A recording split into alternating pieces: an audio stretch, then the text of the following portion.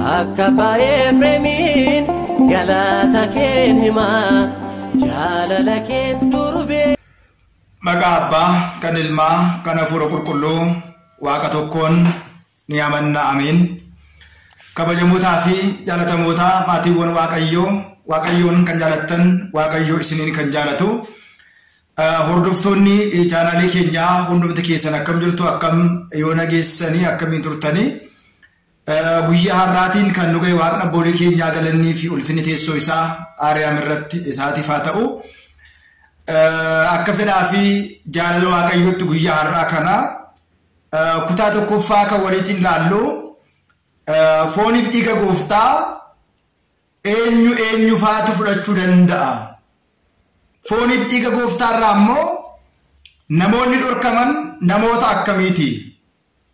Foon isaa fudhachuudhaaf daangaan umuriin taa'ee jira kan jedhu gaaffii ka'eefis deebii bal'aa kan itti kennu ta'a jechaadha. Egaa akkuma beekamu foon dhiigni gooftaa keenya qoricha keenya Iyyasuus Kiristoos yoomidha kan nuuf kenname.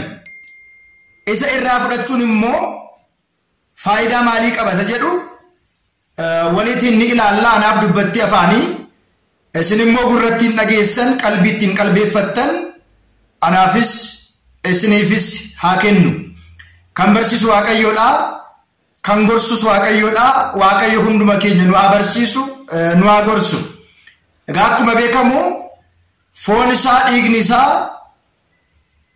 jireenya bara baraa boqonnaa bara baraa yookiin immoo galaa lubbuu keenya akka ta'uudhaaf gooftaan keenya qorichi keenya Iyyasuus Kiristoos kakuu haaraa keessatti kiristaanota hundumaatiif kan kennamedha jechaadha. Kanaaf egaa akkuma beekamu namoonni fooniif dhiiga isaatiif ilaalcha akkamii qabu? Fudhachuudhaaf immoo maaltu isaan daangessa? Dursinee otoo hin fudhatiin maaltu nurraa eeggama? Erga fudhanneen booda immoo maaltu nurraa eeggama? Fudhachuudhaan dura wantoota nuti raawwachuu hin qabne, erga fudhanneen boodas immoo wantoota nuti raawwachuu hin malle waliitiin bal'inaatiin kan laallu ta'a jechaadha. Wangeela qulqullicha Maarqos boqonnaa 14 lakkoofsa 24 kaasnee dubbii isaa mee waliitiin haa ilaallu.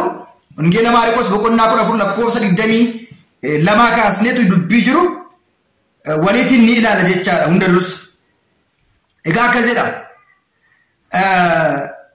Yeroo nyaatan Iyyasuusis buddeenicha kaasee eebbisee cabsee eebbisee kenneefi jedha.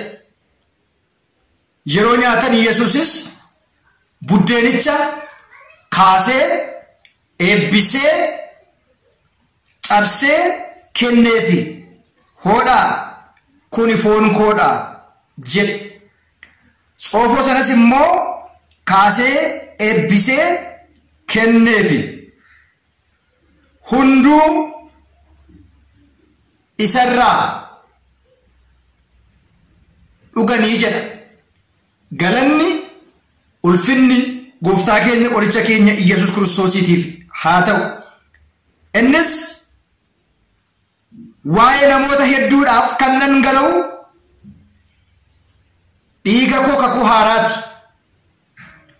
Dhugaan isinitti hima.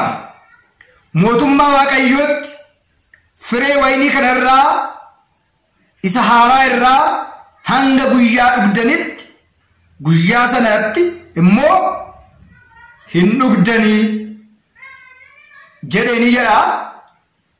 Erga faarfataniin booda gara gaara Dabra Zayitiitti ol ba'anii jedha. Guyyaan kun yoomidha jennee gaafa ilaallu gooftaan keenya qorichi keenya Iyyasuus Kiristoos guyyaa itti foon isaa dhiiga isaa guyyaa itti inni bu'uureessedha. Guyyaan kunis guyyaa kamisaati? Guyyaan kun hojii biyya lafaa bara barsiisummaa isaa waggaa 33 fi ji'a 6 erga xumureetiin booda erga raawwateetiin booda kakuu haaraa hundaa'u sanaatiif ilmaan namootaatiif dhangala'uu dhiiga isaarraati. Muramuu cituu foon isaarraati jireenyaa fi boqonnaa bara baraa akka isaan argataniidhaaf gooftaan keenya qorichi keenya Iyyasuus Kiristoos guyyaa kana guyyaa eebbaa fi guyyaa inni itti kakuu haaraa haaromsee kun kakuu haaraaf jecha foon koo isa citeedha. Kun immoo kakuu haaraaf jecha dhiiga koo isa dhangala'eedha. Eebbisee kadhateetu cabsee laateef jechuudha. Wangeela Maarqos boqonnaa 14:22 hanga 25tti yoo ilaallu bal'inaatti arganna. Hunda dursa foon isaa dhiigni isaa kan inni hundaa'e yoomidha jennee gaafa ilaallu guyyaa ጸሎት ሐሙስ ግን ሞ ጉያ ከደና ሐሙስ ጉያ ከሚሳ መገሪሳ ጉያ ሉከዲቃ ጉያ እቲ ኪሶሚና ጎፍታን ኬኛ ኡማን ኬኛ ኢየሱስ ክርስቶስ እትራወቲ ጉያን ኩን ከናፈጋ ጉያ ከነኬስ ዱከ ቦኦተሳ በርቶተሳ ወሊት ቀቤቱ ጎፍታን ኬኛ ቆርጭ ኬኛ ኢየሱስ ክርስቶስ ፎሪሳ ይገሳ ከና hundeesse kabajasa agarsiise namni tokko hundadus gara foonsaatti dhiyaachuudhaaf foonsaa fudhachuudhaaf dhiigasaa dhuguudhaaf haal dureewwan inni mijeessuu qabu fi guutuu qabu guutii argamuu qabu hunduma barsiise agarsiise bartoota isaatiif laateera jechaadha.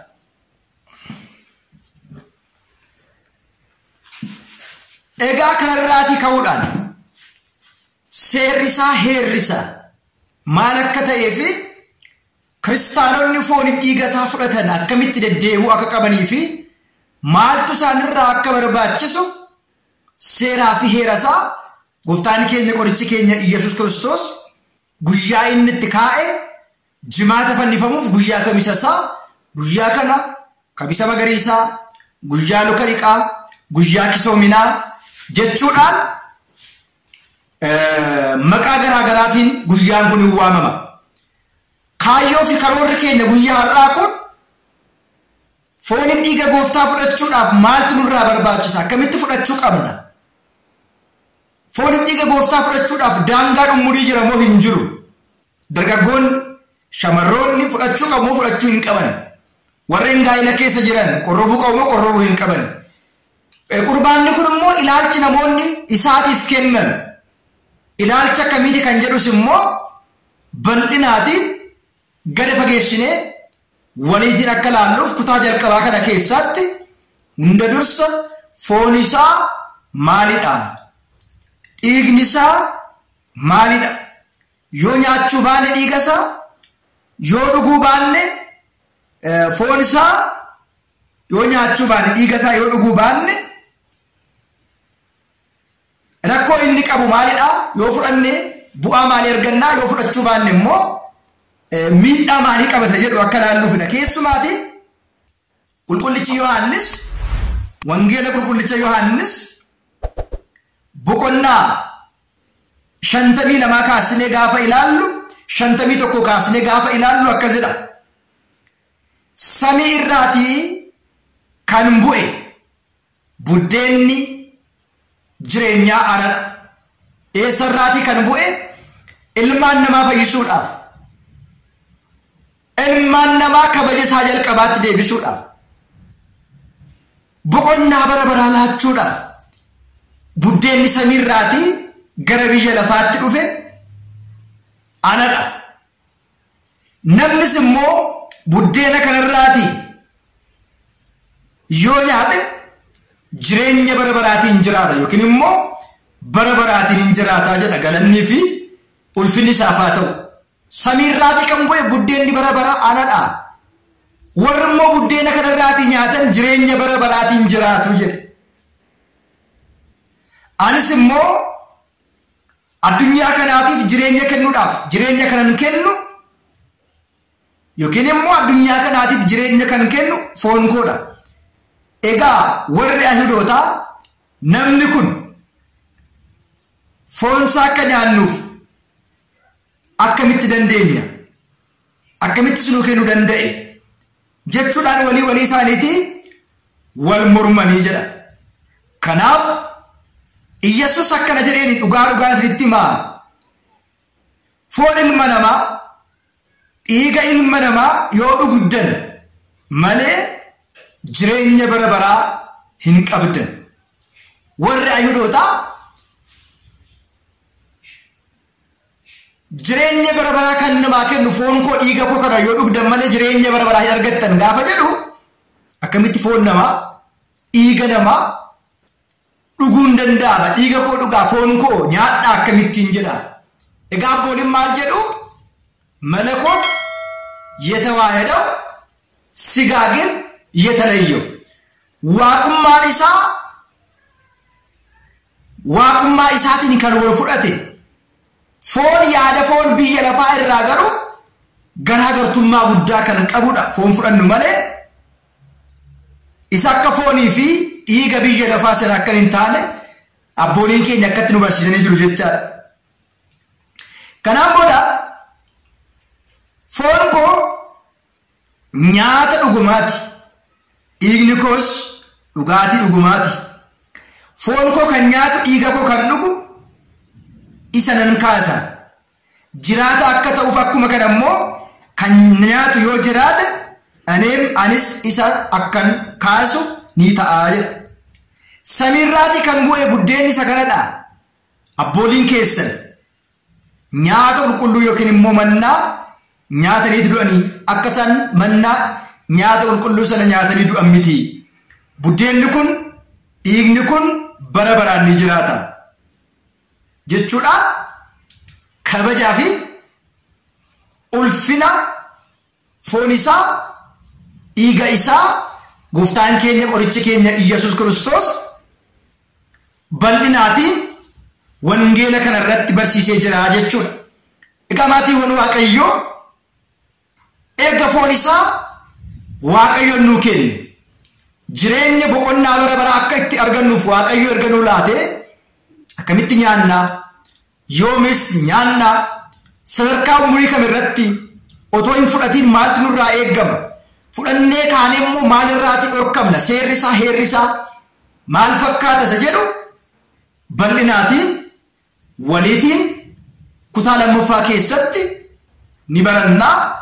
Amma danda'ametti kutaa hin qabneetu yaadaa fi gaaffii dhimma kana irratti qophii fooniif dhiiga isaa fudhachuu irratti namoonni taa'isuu qabanii fi of eeggannoon ta'uu qabu maal akka ta'e yommuu fudhannu maaliif fudhanna yoo fudhachuu baanne maal miidhamna yoo fudhanne immoo maal argannaa fi seeraa fi heeraan immoo fudhachuu yoo baanne maaltu nurra qaqqabaasa jedhu kutaa lammaffaa keessatti walitti ilaallaa kan nu barsiise kan nu gorse Waaqa abboolii keenyaaf galanni haa ta'u. No otro.